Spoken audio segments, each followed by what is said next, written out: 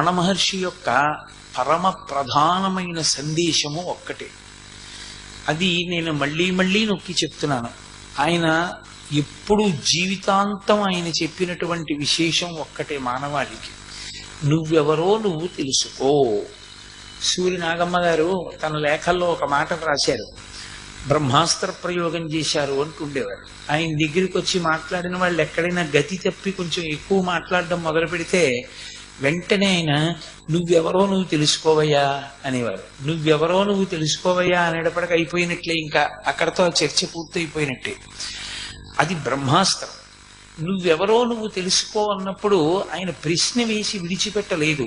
గణపతి మునికి చెప్పారు, ఇతరులకు చెప్పారు, అనేక పర్యాయములు అనేక మందికి చెప్పారు. ఆ తెలుసుకోవడానికి మార్గం ఎలా ఉంటుంది అన్నదాన్ని కూడా ఆయన చెప్పారు.